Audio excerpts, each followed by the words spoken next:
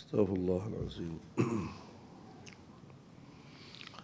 Astaghfirullahalazim allazi la ilaha illa huwal hayyul qayyum wa atubu ilaih. Assalamualaikum warahmatullahi taala wabarakatuh. A'udzu billahi as-sami'il 'alim minasy syaithanir rajim. Bismillahirrahmanirrahim. Alhamdulillahi rabbil alamin. وبه نستعين والصلاة والسلام على أشرف الأنبياء والمرسلين وعلى آله وصحبه أجمعين سبحانك لا علم لنا إلا ما علمتنا إنك أنت العليم الحكيم ولا حول ولا قوة إلا بالله العلي العظيم ربي يسر ولا تعسر وتمم بالخير أما بعد Ayuhal mu'minun ittaqullah usikum wa iyaya bittaqwa Allah usikum wa iyaya bittaqullah faqad fazal muttaqun. Muslimin muslimat rahimakumullah, mudah-mudahan dirahmati Allah Subhanahu wa taala. Alhamdulillah thumma alhamdulillah. Pertamanya dan selama-lamanya setinggi-tinggi kesyukuran kita kepada Allah Subhanahu wa taala. Pagi ini Allah Subhanahu wa taala masih lagi menghidupkan kita setelah dimatikan kita. Mudah-mudahan dengan kehidupan yang baru ini, sepanjang hari ini insya-Allah kita akan berusaha untuk menambah baik amalan kita. Ya, sesungguhnya orang yang hari ini lebih baik daripada semalam, inilah orang yang beruntung. Kita hanya ada 3 hari, ya, semalam, hari ini dan esok. Ya, semalam dah berlalu, tidak ada peluang lagi dah untuk kita nak patah balik. Ya, kita tak boleh nak undur ke belakang. Esoknya tak pasti. Ya, kita pun tak tahu kita sempat ke tak sempat esok hari. Yang adanya adalah hari ini. Ya, al-yaum. Hari inilah hari yang segala-galanya untuk kita muhasabah diri, untuk kita hitung diri kita. Apakah yang terbaik untuk kita lakukan yang boleh membawa kepada keuntungan dunia dan akhirat insya-Allah. Terima kasih pada pihak surau, ya, Tuan Haji Zul, ya, dan AJK surau Ad-Diniyah, ya, Ad-Diniyah yang beri peluang pada saya untuk bersama dengan tuan-tuan pada pagi ini. Kira hari pertama lah, ya, setelah dibincang. Ya, kebetulan pagi ni saya sepatut kuliah di Desa Mentari PJ, ya, di belakang apa ni, kontena TMB tu, kan. Kat 20 tahun dah saya kuliah kat sana rasanya, kan. Tapi dah kebetulan, ya, orang yang in charge tu meninggal, lepas tu pula surau tu pun ada masalah, ya. Jadi lama tertangguh. Kebetulan kosong lah pagi ni. Dekatlah dengan saya kuliah sini, ya. Jadi insya-Allah kita teruskanlah setakat yang, ya, diizinkan tu. Bincang, ya, dengan Ustaz Faizal, setuju untuk guna kitab Hadis 40. Wallahu a'lam, mungkin dah berapa kali khatam dekat sini Hadis 40 kot. Ya. Berapa kali khatam ni saya pun tak tahu, kan. Sebab Hadis 40 ni terkenal lah di mana-mana. Matan Arba'in karangan Al-Imam Nawawi rahimahullah ta'ala. Jadi hadis 40 ni merata tempat lah, ya, dipelajari. Mungkin pelajar-pelajar anak tahfiz kita belajar, ya, wallahu alam lah. Di universiti pun belajar. Dan saya belajar hadis 40 ni di UIA dengan Ustaz Ismail Chong, Cina yang mengajar, kan. Ustaz Ismail Chong, dia orang Cina, masuk Islam umur 19 tahun, terus pergi ke Mesir belajar bahasa Arab, ya, balik jadi pensyarah di UIA. Orangnya sempoi, kan, tapi ilmu banyaklah, kan. Kahwin dengan orang Kamboja. Ada lagi kat mana, kat Taman Melewah saya tak silap, ya, rahimahullah taala. Mudah-mudahan Allah merahmati beliau lah, kan. Jadi kami di UIA kalau subjek hadis 40 tu, hadis 40 ni panggil, belajar dengan dia lah, Ustaz Ismail Chong nama dia, ya. Jadi walaupun kita dah belajar, ya, hadis 40 ni harap-harapnya kalau siapa yang dah belajar, dia akan jadikan ini sebagai murajaah, sebagai revision untuk dia, sebagai ulang kaji balik lah. Ya, pada siapa-siapa yang belum lagi belajar, ya, ataupun belajar juga dengar begitu saja, kan, dia tak berapa mendalami, ya, harap ini dapat membantulah. Ya, jadi dalam satu hadis, ya, Nabi SAW bersabda, man hafaza ala ummati arba'ina hadithan min amri diniha ba'athahu Allah yawmal qiyamah fi zumratil fuqaha'i wal ulama atau kama qala. Barang siapa daripada umatku, kata Nabi, yang menghafal 40 hadis tentang agamanya, maka dia akan dibangkitkan oleh Allah pada hari kiamat di tengah-tengah himpunan para fuqaha dan ulama. Jadi 40 hadis jadi ukuran, walaupun hadis ni ratusan ribu hadis.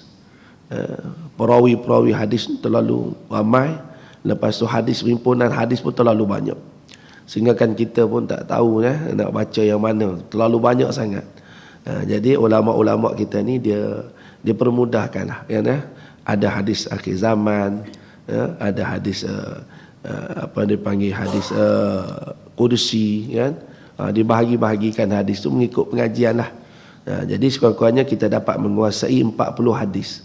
Tak kira lah hadis mana pun, ya. Kalau seelok-eloknya kita menjadikannya sebagai hafazan kita dan menjadikan sebagai amalan kita untuk kita beramal dan untuk kita berhujah, ya, 40 hadis. Alhamdulillah di setengah-setengah sekolah dia hafal hadis ni. Anak saudara saya di Sarawak, sistem dia sekolah rendah dah hafal 40 hadis. Kan, dia ada pengajian yang menekankan Quran, hadis. Tiba-tiba hari 40 nak masuk sekolah tak boleh sekarang ni. Kan ada cadangan nak masuk ada 40, kan, tak boleh, kan. Ditegur oleh orang yang tak kena mengena pun. Semua pakat-pakat tak berani. Padahal ni pengajian kita. Nabi kata siapa yang menguasai 40 hadis akan dihimpunkan di padang mahsyar bersama dengan himpunan ulama dan fuqaha. Bersama dengan himpunan ulama dan fuqaha. Dah apa lagi kita nak ada hari ni, kan? Anak-anak kita hari ni yang bertuahnya anak-anak kita hafal Quran ni, alhamdulillah lah. Kat luar sana, tadi dalam jalanan saya datang sini ada 5 orang budak-budak naik basikal sebelum subuh saat ni. Naik basikal round sana round sini. Anak siapa tak tahu. Tak tidur budak-budak ni, kan? Ni anak-anak kita ni bertuah, alhamdulillah, bangun sembahyang subuh. Tapi anak-anak yang tak tentu hala lagi duduk atas jalan raya, pukul 5.30 atas jalan raya dengan basikal pacaknya, ya, dengan basikalnya, mereka tu lari sana lari sini. Yang tidur tu tak kira lah, yang tidur lagi ramai lah, kan, yang tak bangun-bangun subuh ramai mana, kan. Jadi alhamdulillah lah, kan, bila kita belajar agama ni sebenarnya kita selamat, ya, kita tak rugi langsung pun. Jadi kalau lebih-lebih lagi kalau kita dapat menguasai hadis 40 ataupun hadis lain lah, kita cuba hafal satu persatu, ya. Kalau tak boleh hafal semua sekali pun sekurang-kurangnya ada 1-2 hadis dalam diri kita untuk kita bercakap, ya, sebagai modal kita. Kita kena ada modal, nak berniaga kena ada modal, ya. Orang nak berniaga kena ada modal, tak ada modal nak berniaga macam mana? Cuma banyak dengan sedikit, modalnya banyak atau sikit. Jadi kita hari ni kita nak hidup, kita ada modal. Antaranya hadis kita ni sebagai modal untuk kita beramal, modal untuk kita menyampaikan dakwah dan sebagainya. Baik. Jadi hadis ni ada 42 hadis lah, ya. Dalam hadis 40 ni nama ada 40 tapi ada 42 hadis. Boleh rujuklah banyak hadis-hadis yang, ya, yang ada di luar sana. Pastinya belajar hadis kita mengenali Nabi sallallahu alaihi wasallam. Ya, qauluhu wa fi'luhu au taqririhi.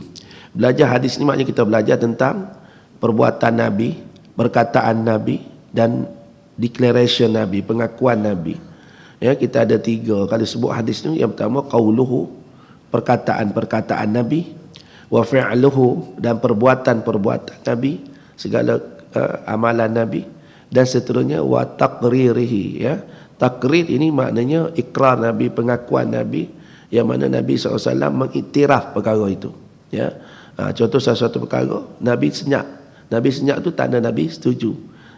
ataupun Nabi mengiyakan, ya, itu dipanggil declaration Nabi, pengakuan Nabi, ya. Sebab ada yang Nabi SAW ini dia tak boleh diam dalam perkara yang tidak betul. Nabi akan terus menegur, ya. Dia tak akan diam. Nabi tak akan diam dalam perkara yang salah. Jadi bila Nabi senyap, itu tanda perkara tu boleh, ya, harus. Dan Nabi mengiyakan, membenarkan, ya. Kamu nak makan, makanlah, aku tak suka, aku tak lalu, kata Nabi contohnya, ya. Itu maknanya boleh, sebab Nabi tak akan sekali-kali berdiam diri dalam perkara yang haram, ya, perkara yang tak boleh. Okey, baik. Jadi hari ini kita masuk hadis yang pertama lah. Ya, hadis pertama ni memang glamour sangat lah, ya, famous sangat lah, ya, sehingga kan ada yang mengamalkannya, yang menghafalnya. Baik, cuma amal hadis ni, ya, ada yang amal separuh, ada yang baca separuh, ada yang baca habis. Jadi hari ini kita baca sama-sama dulu, ikut saya sikit, ya, nah. Lepas tu kita terjemah, lepas terjemah kita tafsir sikit sebanyak, ambil pengajaran, ya. Okey, baik, insya-Allah. An amiril mu'minin Abi Hafsin Umar bin al-Khattab radhiyallahu anhu qala sami'tu Rasulullah sallallahu alaihi wasallam yaqul innamal a'mal binniyat wa innama likulli imri'in ma nawa faman kanat hijratuhu ila Allah wa rasulihi fa hijratuhu ila Allah wa rasulihi wa man kanat hijratuhu ila dunya yusibuha au ila imra'atin yankihuha fahijratuhu ila ma hajara ilaihi Hadis rawahul Bukhari wa Muslim. Au kama qal. Bila habis hadis kita kata au kama qala, ya. Kalau Quran sadaqallahul azim, hadis dengan sadaqallahul azim. Sadaqa Rasulullah sallallahu alaihi wasallam pun boleh, ya, sadaqa Rasulullah sallallahu alaihi wasallam. Ataupun kita kata au kama qal, ya, au kama qal, atau sebagaimana yang telah dikatakan, ya, nah. Hadis ni sebab nanti kita akan belajar ilmu mustalahul hadis, science of hadis, ya. Kita akan belajar ilmu mustalahul hadis. Sebab hadis ni dia ada satu lagi ilmu, dia panggil ilmu mustalahul hadis, ya. Sebagaimana Quran ada ilmu tafsir, ada ilmu science of Quran, ulum Quran, ya. Ilmu mustalahul hadis ni ilmu macam mana nak tahu status hadis, hadis sahih, hadis dhaif, hasan, hasan li zatihi li ghairihi, hadis mauquf, hadis maudhu', hadis mursal, ya, hadis riwayah, hadis dirayah, macam-macam lagi ilmu berkaitan dengan hadis. Yang kita baca ini, kita baca matan hadis. Nanti kita akan jumpa matan hadis yang lafaznya berbeza-beza tetapi maksudnya sama. Nanti kita akan jumpa hadis yang membawa maksud yang sama tetapi matan hadis. Matan tu maknanya lafaz hadis tu berbeza. Contoh, man salla alayya marrah sallallahu alaihi asyara, atau kama wa fi riwayatin akhar man salla alayya wahidah sallallahu alaihi asyara. Siapa-siapa yang selawat pada aku sekali, kata Nabi, maka Allah selawat pada dia 10 kali, ya. Maksudnya apa? Salla alayya marrah. Marrah ni bahasa Arab maknanya sekali, tapi wahidah pun sekali juga. Maka kita kata wa fi riwayatin akhar, maka pendapat riwayat yang lain, ya. Matan hadisnya sama tetapi berbeza pada lafaz. Sebab itu bila kita baca hadis, kita akan kata au kama qala, atau sebagaimana yang telah disebut oleh Nabi, ya. Sebab hadis itu sampai pada kita dengan berbagai-bagai, ya, perawi, kan. Tapi status hadis itu telah diasingkan, telah diletakkan. Ini hadis sahih, hadis hasan, hasan li zatihi, ya, dan hadis gharib dan sebagainya. Itu status itu boleh wujud dalam ilmu mustalahul hadis, ya. Adik-adik belajar banyak lagi, panjang lagi, ya, masa Dan sebab itulah untung belajar daripada usia muda. Sebab ilmu ni tak bertepi. Ilmu ni sampai bila-bila. Kalau kita belajar di lanjut usia, mungkin suntuk sikit lah dengan tugasan yang perlu nak dilakukan, dengan tanggungjawab yang banyak, ya. Sebab itulah untung anak-anak yang belajar daripada awal usia, ya, sebab ilmu ni luas. Jangan ingat bila hafal Quran 30 juzuk sudah banyak. Sebenarnya telah terlalu banyak dah tu, terbaik dah. Tapi pecahan daripada situ, ilmu tafsirnya, ilmu hadisnya, ilmu fiqahnya, ilmu mustalahul hadisnya, ya, takhrijul hadis dan sebagainya, macam-macam lagi. Sebab itu orang yang belajar agama ni dia tidak akan berkesudahan, ya. Nabi SAW menyatakan, ya, tutuplah ilmu minal mahdi ilal lahdi. Tuntutlah ilmu daripada ndoi sampai ke liang lahat, ya, sampai mati tak habis-habis, ya. Orang yang mati dalam keadaan menuntut ilmu mati syahid, ya. Man salaka tariqan yaltamisu bi ilma sahalallahu lahu tariqan ilal jannah. Siapa yang berusaha merintis jalan, bersusah payah menuntut ilmu, Allah Ta'ala akan permudahkan kepada mereka untuk jalan ke syurga. Susah, ya, menuntut ilmu, tapi susah itu, ya, susah berada dalam taman-taman syurga Allah Subhanahu wa taala. Baik. Jadi hari ini kita belajar satu hadis, insya-Allah, mudah-mudahan dapat pengajaran, ya. An Amirul Mu'minin Abi Hafsin Umar bin Khattab radhiyallahu anhu qala. Ya, daripada siapa? Amirul Mu'minin iaitu pemimpin kepada orang mukmin, Abu Hafsin gelaran, ya, kepada Umar bin Khattab radhiyallahu anhu. Ya, Abu Hafsin ni bapak singa maksudnya. Bapak singa, gelaran dia panggil kunyah.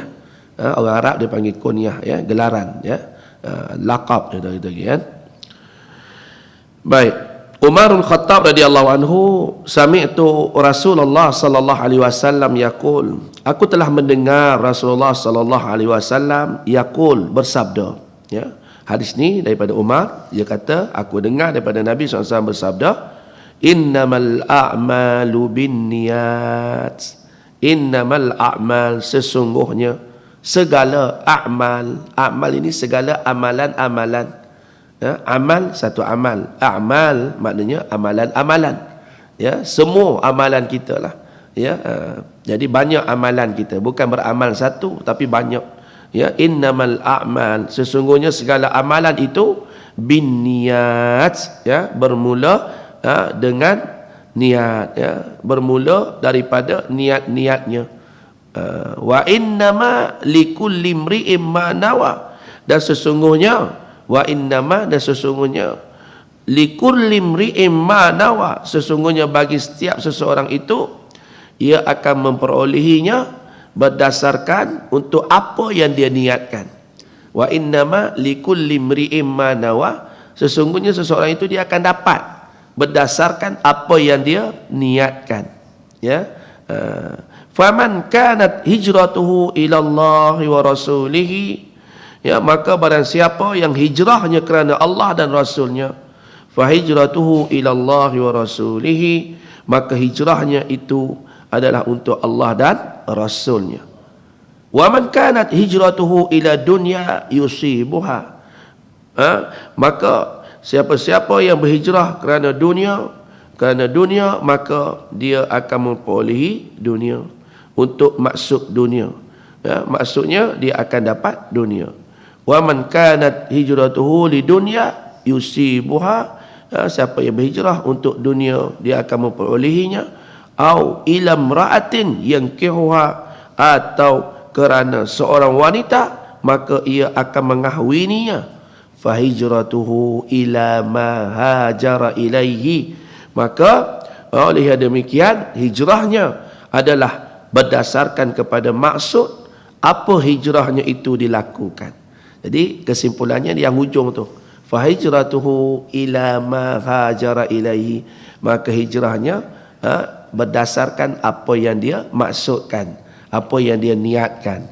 Jadi segala perbuatan kita, ya, di atas apa yang kita niat. Kalau kerana Allah lah kita akan dapat. Kalau kerana Rasul lah. Kalau kerana dunia lah, ya, kerana wanita, nanti akan ada kisah kenapa disebut kerana wanita. Ya, hadis ini disebut sebagai hadis Ummu Qais, ya, itu kerana wanita dia akan dapat mengahwini wanita itu. Jadi segala-galanya berdasarkan kepada niat kita, ya. Jadi lepas ni boleh di tempat ada buku-buku hadis 40 ni, letak hadis yang pertama. Kalau kita Google pun hadis 40, dia akan letak hadis yang pertama, innamal a'malu binniyat, ya. Jadi boleh hafal lah. Kalau kita tak ingat narrated by siapa ni, kita tak ingat perawi hadis ni pun tak apa, tak ada masalah, ya. Kalau kita nak belajar secara akademik, kita ingatlah Amirul Mukminin Abi Hafsin Umar bin Khattab radhiyallahu anhu qala sami'tu Rasulullah sallallahu alaihi wasallam yaqul innamal a'malu binniyat wa innamal likulli imri'in ma nawa faman kanat hijratuhu innamal a'malu wa man kanat hijratuhu ila Allah wa rasulih fa hijratu ila Allah wa rasulih wa man kanat li dunya yusibuha aw imra'atin yankiha fa hijratuhu ila ma hajara ila au kama qal. Ya, kita boleh hafal hadis tu. Dan kalau nak hafal, ya, dan bagus pun hafal. Anak saudara saya umur 5 tahun ke 6 tahun dah hafal dah hadis. Bukan dia nak hafal tapi cikgu suruh hafal. Tu sistem. Tu pentingnya sistem sekolah. Kan, budak-budak tahu apa, tapi bila sekolah mencorakkan begitu, begitulah. Itulah kelebihan sistem pendidikan kita. Maka hari ini alhamdulillah mak ayah kita memilih sistem pendidikan yang terbaiklah untuk kita, kan, ya. Ni ada setengah tu, sistem pendidikan pun nak buang itu, nak buang ini, masalah kan, ya. Ilmu agama dah lah, anak-anak kita tak faham agama, nak dibuang pula sistem, lepas tu ditambah pula sistem-sistem pendidikan yang tak berapa memberi manfaat, ya. Itulah hidup kita ni, kalau pandai pilih insya-Allah kita akan untunglah, kan. Baik. Siapa sini adik-adik yang dah hafal? Dah hafal ke dah? Ya, Quran dah boleh hafal, takkan hadis tak boleh, kan, ya. InsyaAllah niat dalam hati aku nak menguasai ilmu, kan. Allahumma faqihna fid din wa 'allimna ta'wil. Ya Allah, bila aku faham agama dan ilmu Quran, ya. Dan satu doa untuk adik-adik hari ini, Allahumma akhrijna min zulumatil wahmi wa akrimna binuril fahmi waftah lana abwabal ilmi. Ya Allah, keluarkan kami daripada kegelapan keraguan, sinarilah hidup kami dengan sinaran ilmu pengetahuan. Ya, Allahumma akhrijna min zulumatil wahmi. Ya Allah, keluarkan kami daripada kegelapan keraguan. Ya, orang yang jahil, orang yang gelap. Ya, orang yang tak ada ilmu, orang yang gelap. Ya, dan buka kepada kami pintu-pintu ilmu. Allahumma ja'alna minan najihin wal faizin. Jadikan kami dia kalau orang yang berjaya dengan cemerlang. Ya, minan najihin wal faizin, minal ulama'is salihin wa minal mustaghfirin. Di kalangan ulama-ulama yang saleh dan di kalangan orang-orang yang mendapat keampunan Allah. Ya, itu doa-doa tu boleh dipelajari dengan ustaz-ustaz lah. Ya, hidup kita tak boleh lari daripada doa. Doa. Nak buat apa pun doa, nak hafal Quran pun doa. Lepas belajar doa. Mudah-mudahan Allah Ta'ala akan simpan ilmu kita tu di sisinya dan kembalikan kepada kita apabila kita berhajat kepada ilmu tersebut. Ya, belajar biarlah kita bersandarkan kepada Allah Subhanahu Wa Ta'ala, sebab kita tak ada apa. Kita ni tak ada apa. Subhanaka la ilma lana illa ma 'allamtana innaka antal alimul hakim. Maha suci Allah. Subhanaka la ilma lana, kami tak ada apa-apa, kami tak ada ilmu, illa ma 'allamtana, malaikat apa yang kau ajarkan kami. Ya, kita tak ada apa-apa. Ya, sebab tu sebelum belajar dan sebagainya elok baca yang tu. Subhanaka la ilma lana illa ma 'allamtana innaka antal alimul hakim. Sesungguhnya engkau ya Allah Maha mengetahui lagi Maha bijaksana.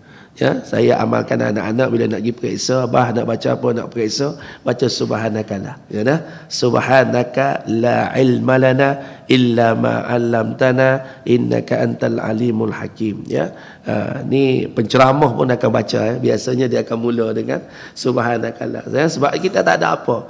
Bila nak berceramah depan orang dan sebagainya, kita tak ada ilmu melainkan apa yang Allah ajarkan kepada kami. Dan kita meletakkan Allah itu Maha mengetahui lagi Maha bijaksana. Ya, Dan setelah belajar, kita letak pula satu sandaran kepada Allah, doa, Allahumma inni astaudi'uka ma 'allamtanihi fardudhu ilayya inda hajati ilaihi wa la tansani minni abada. Ya Allah, aku serahkan segala ilmu yang aku belajar ni kepadamu, maka kembalikan balik kepadaku ya Allah apabila aku berhajat kepadanya, dan jangan kau lupakan daripadaku sampai bila-bila. Itu doa kan. Tu kena kemudian lah Ustaz bagi tahulah kan. Kalau Ustaz Faizal ada, dia selalu hubung dengan Ustaz bagi kat dia kan, insya-Allah untuk adik-adik belajar kan. Jadi hadis ni ya adalah daripada kalangan hadis yang penting yang merupakan paksi kepada Islam ya. Banyak hadis semua penting, tapi di antara hadis-hadis yang penting ya yang merupakan paksi kepada Islam, iaitu asas kepada Islam. Ia merupakan usul agama dan padanya bersandar kebanyakan hukum agama Islam. Ini jelas daripada perkataan-perkataan alim ulama mengenainya. Ramai ulama-ulama yang ulas tentang hadis ini. Ya, jadi daripada sini diambil ya pengajaran setiap urusan kita bermula dengan niat. Ya, bermula dengan niat. Maknanya segala amalan ya mesti ada niat. Mustahil satu amalan tu tak ada niat. Niat ni apa dia? Niat tu apa dia? Niat itu ialah lintasan hati. Itulah niat nama dia. Niat tu ialah lintasan hati. Kelantan kata lah tu. Ya, nah, terlintas lah tu. Betul tak? Kelantan sebut lah. Oh, hamba terlintas dia. Terlintas ke dia. Ya, terlintas ke dia. Lah tu maknanya teringat kat dia. Teringat itulah ni. Niat. Dia kalau bercakap ni lain. Sebab tu dalam perbincangan dalam bab usalli ni, lafaz usalli ni ya, usalli fardhu subhi raka'ataini ma'muman lillahi ta'ala. Sahaja aku salat subuh 2 rakaat mengikut imam ke Allah Ta'ala. Itu bukan niat. Itu bukan niat, itu berkata-kata. Ya, itu talaffuz dia panggil.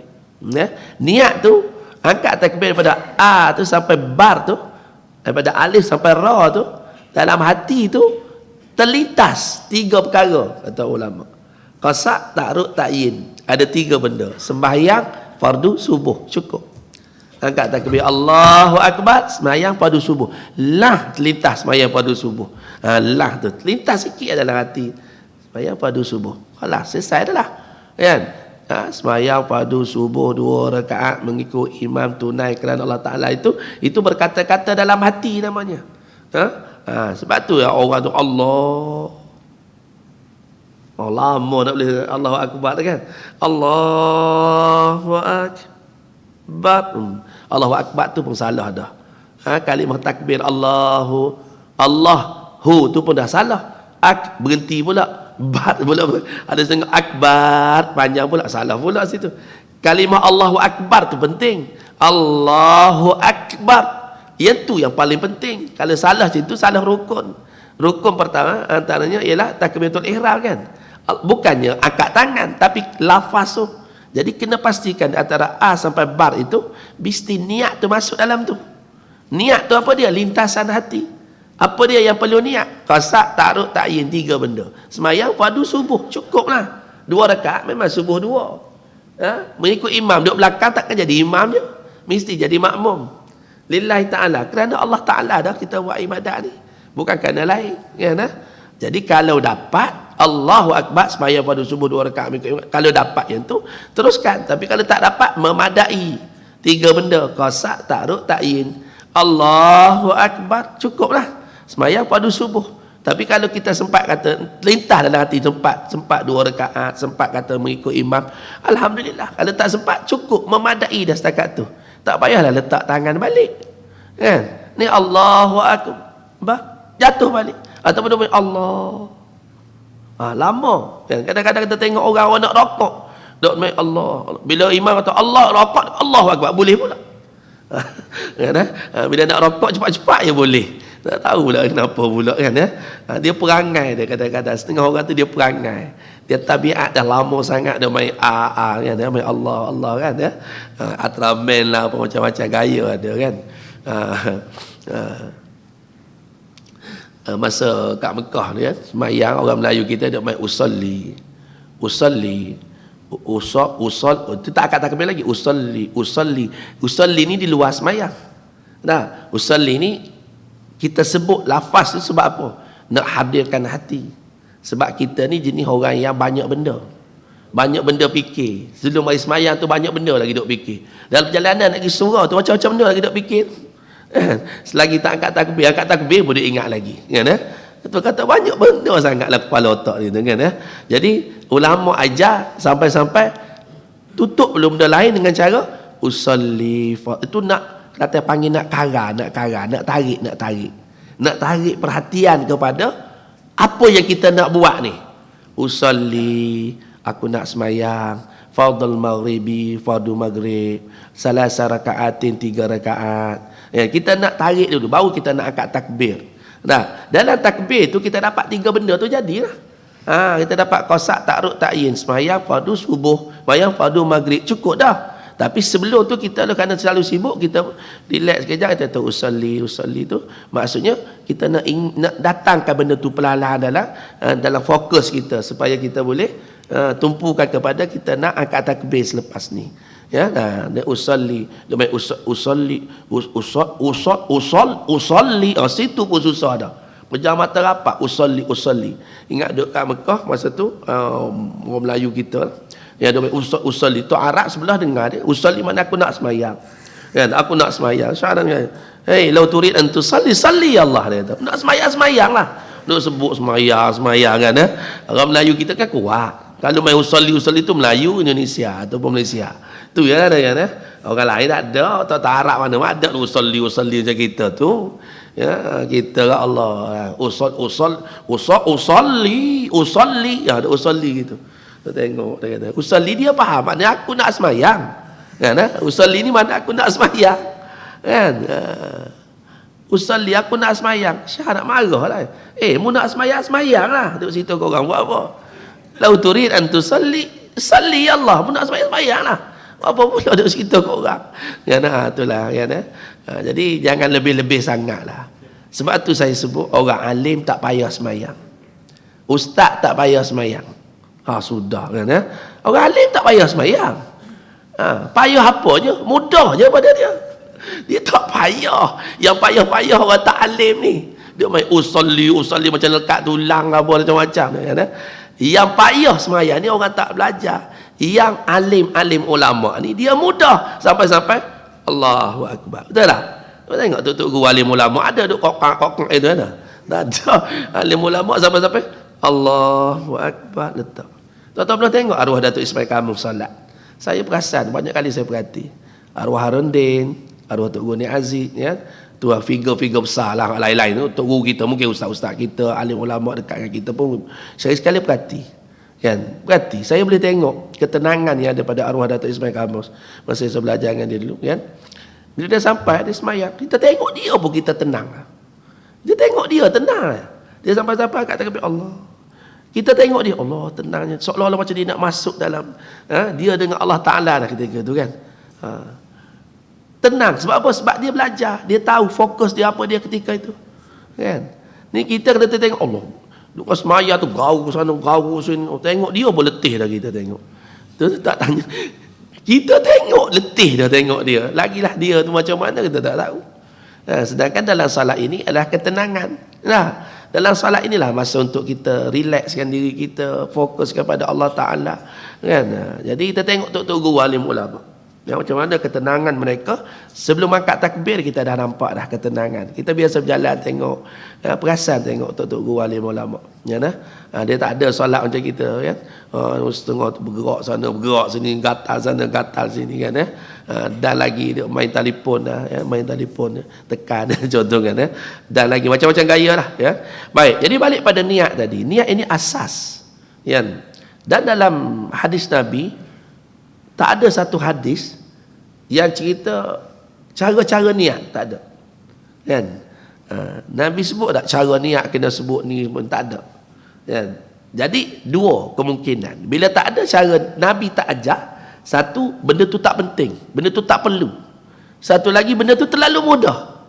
Jadi kalau kita kata benda tu tak perlu, mana boleh, sebab hadis Nabi kata innamal a'malu binniyat. Setiap benda tu ada niat dia. Jadi takkan dah Nabi tak ajar tu makna benda tu tak ada, mesti ada. Habis tu dalam keadaan macam mana Nabi tak sebut ni? Terlalu mudah. Terlalu mudah. Niat ni terlalu mudah. Yang payahnya kita, sebab tak ada ilmu tentang perkara tu. Jadi ambil kesimpulannya, mudah je. Niat ni mudah sangat. Masa interview Jais dulu, dia nak test kita ni. Biasalah kan, interview Jais, saya tahu lihat Jais Jawi kan. Jais ni dia akan tanya, apa pendapat anda tentang usalli ni? Tentang lafaz ni, talafuz. Kita jawab bid'ah kan, sudah tak lihat gitu. Kan? Bid'ah kan.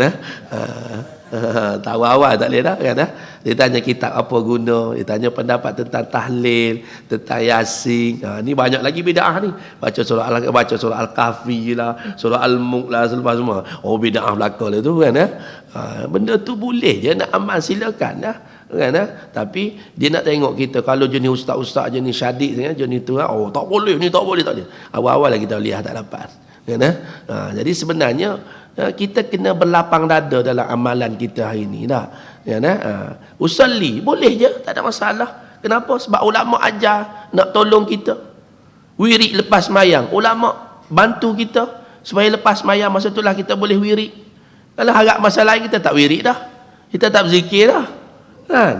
Jadi duk bid'ah saja. Ada satu mesurau tu, kalau imam tak datang, orang tolak dia naik jadi imam. Dia pun naik jadi imam. Lepas wisalam dia menung sekejap, dia bangun, tinggal jemaah. Lah hebat sangat dia kan. Dia bangun. Lepas tu saya kadang-kadang kan surau tu saya pergi awal sikitlah, jangan bagi kat dia. Kacau dia ni kan. Orang tua dah. Dia kalau dia jadi imam, dia tak jadi imam, tak apalah. Lepas salam dia nak bangun pergi duduk mana-mana, silakanlah. Ni dia jadi imam. Lepas jadi imam senyap sekejap, dia wirid adalah 2-3 dia sebut. Lepas tu dia bangun, dia tinggal, dia duduk belakang. Tak adalah nak wirid macam kita wirid tadi, tak ada. Bid'ah belaka ni dia kata kan. Mana boleh kata bid'ah, benda macam tu benda bagus kan. Sebab kita nak didik masyarakat kita. Bila lagi mereka nak berzikir? Ni kita semua ni kadang-kadang pandai wirid, bukan belajar pun, sebab dia dengar ya. Betul tak? Sebab daripada kecil kita dengar Allahumma antas salam, ayat kursi kan. Jadi besar jasa-jasa untuk guru kita, alim ulama kita. Tapi kalau awak ada kerja, bangun pergilah, tak ada masalah. Kita ada kerja nak cepat, tak wajib kan. Tak nak berdoa dengan imam pun, sila, tak ada masalah. Doa sendiri, balik tak ada masalah. Cuma jangan duk marah orang lain duk, doa orang lain berzikir. Ini orang lain baca Yasin marah, orang lain tahlil surah Al-Mulk marah, surah Al-Kahfi marah.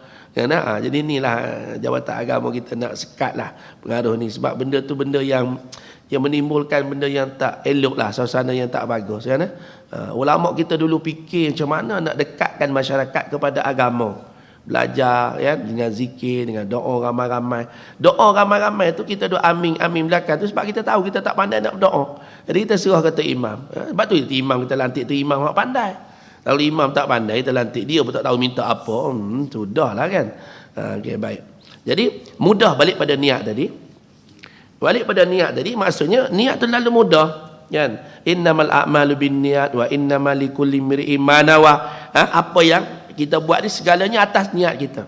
Disebut dengan berkaitan dengan hijrah ya, sebab hadis ni disebut juga hadis Ummu Qais berkaitan dengan seorang perempuan yang ada kekasih ya.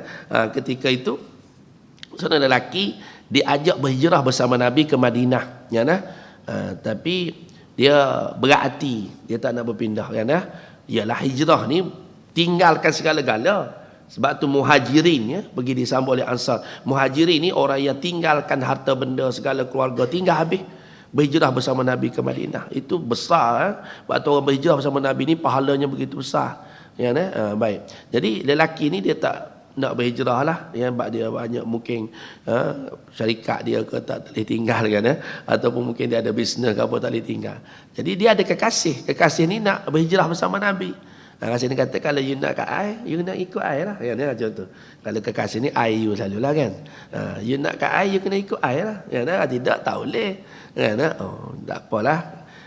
Lautan api kan ku renangi lah kan. Bohong lah sebab lautan api mana ada. Orang cari ni ambil kapal pula dada lah, lautan api, nipu pula sebab lautan api tak ada kan, dia beranilah janji kan. Jadi tak apalah, demi awak saya ikut berhijrah jugalah. Jadi dia berhijrah tu bukan kerana Allah Rasul, tapi berhijrah kerana wanita tadi. Itulah sebab tu adik-adik hari ni belajar ke apa kan kerana Allah, bukan kerana gawe kan. Bukan kerana kekasih kan ya. Bukan ya. Ni ada jadi bagus sebab nak kekasih, ada kekasih. Rajin ke masjid surau sebab berkenan kat anak pak cik tu supaya pak cik tu kata kita ni baik contoh kan ya. Ada juga bagus budak tu boleh jadi menantu. Contoh kan ya. Sebab ada benda lain, ada makna. Baik ada makna panggil kan ya. Okey baik. Jadi perempuan ni pun kata kalau you nak kat air, you kena ikut air lah. Ikut jugalah dia. Bila dia ikut, maka hijrah tu kerana apa? Kerana perempuan tadi.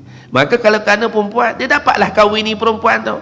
Tapi pahalanya tak dapatlah. Sebab tujuan dia dah lari. Bukan lillahi ta'ala, tapi limra'atin yang kihuha. Kerana perempuan tadi, dia dapatlah kahwini perempuan tadi. Begitu juga paman kana hijrah li dunia yusibuha, ya, kalau dia berhijrah kerana dunia, dia akan dapat dunia. Hari ini kita belajar, hari ini kita beramal kerana dunia. Kita mari belajar kerana nakkan degree dan sebagainya, contoh ijazah, supaya dapat kerja yang selesa dan sebagainya. Dapatlah yang tu. Tapi kalau kita belajar kerana Allah, belajar kerana Allah, rezeki Allah yang tentukan pastinya kan. Ingat masa kita belajar dulu, kita tak tahu pun apa nak jadi ke depan tu. Sebab buktinya hari ni belajar bidang lain, kerja bidang lain. Belajar bidang agama kan, bidang agama kerja kerja kontraktor kan. Tak apalah, okey dah tu. Semua kerja halal, tapi dia gunalah ilmu agama tu. Tapi patut dah belajar hafal Quran tu, mengajar Quran lah sepatutnya. Tapi tak, Allah Taala yang tentukan rezeki ke depan. Kan? Kita tak tahu. Yang penting kita belajar kerana Allah. Pandailah Allah nak letak kita kat mana. Kita belajar kerana Allah. Yang kerja tu, kerja Allah, rezeki tu, rezeki daripada Allah. Kan? Kita tak tahu apa nak jadi. Jadi, ada orang dia buat beramal kerana sesuatu. Contohnya buat umrah, buat haji. Buat haji. Kenapa nak title? Kan? Dia dapatlah title haji tu. Kan? Orang panggil haji, panggil hajah. Dapatlah dia. Kan? Tapi kalau dia buat haji kerana apa? Kerana nak betul-betul beribadat, dia dapatlah pahala haji tu. Jadi segala benda yang kita buat hari ini berdasarkan kepada niat kita. Kalau dunia, dapat. Nak kemegahan dunia, silakan. Dapat. Nak orang puji, dapat. Kita bagi sumbangan derma banyak-banyak. Orang puji, orang letak nama kita. Orang senaraikan nama kita. Kan? Dalam senarai penderma dan sebagainya. Kita dapat. Itulah kaedah dia. Innamal a'malu binniyat wa innama likulli imri'in ma nawa. Ya. Wa man kanat hijratuhu lidunya, kalau berhijrah kerana dunia, dapatlah dunia, ya. Kalau kerana perempuan, dapatlah perempuan, ya. Maka kesimpulannya hijrah atas apa yang dia niatkan, ya. Okey, ikutlah tu dak. Pagi ni dak kurang apa dah. Kan jam kan. Dah 7.30 dah. Jadi itulah hadis yang pertama ya pada pagi ni. InsyaAllah mudah-mudahan ya dapat kita baca, kita hafal dan amalkan ya. Lepas ni hadis yang kedua ni panjang sikit lah ya, berkaitan dengan iman, Islam dan ihsan ya. Itu kita panjang sikit. Baik, jadi 40 hadis ni rasa 40 bulan dah. 40 bulan berapa tahun ya? Kan berapa tahun ya? Mati ustaz dulu kan mati anak murid dulu, tak tahulah kan. 4 tahun kan ya. Tu kalau ustaz tak tuanglah, takut ustaz ponteng juga tak tahu. Kan yang penting kita belajar ya. So kurang-kurangnya kalau kata meninggal dah Haji Mat tu, meninggal dalam menuntut ilmu. Kan? Sebagainya mati tak dah habis hadis 40, meninggal dah dia kan ya. Tak dah habis hadis 40, baru hadis kelima ustaz tu meninggal dah. Contoh kan ya. Sekurang-kurangnya ada benda yang baik orang bercakap tentang kita. Kan ya. Dan cakap dia tu duduk tengah apa ni buat benda tak elok, dia mati. Benda tu tak sedap lah orang bercakap benda tu kan. Jadi saya rasa yalah, saya doakan tuan-tuan ya panjang umur kan. Saya pun panjang umur insya-Allah. Rasanya saya apa ni, tuan-tuan mati dulu pada saya kan ya. Tuan-tuan mati dulu, saya mati kemudian, ataupun saya mati kemudian, tuan-tuan mati dulu. Kan Allah. Kita pakat-pakat doa panjang umur dalam kebaikan insya-Allah. Gorang je kan ya. Tak tahu siapa mati dulu, yang pastinya kita belajar kan. Wallahu a'lam. Okey, terima kasih banyak di atas perhatian. Mudah-mudahan Allah merahmati kita, mempermudahkan urusan kita dan dirahmati, dimurahkan rezeki insya-Allah. Aku qauli hadza astaghfirullahal azim li wa lakum. Assalamualaikum warahmatullahi taala wabarakatuh.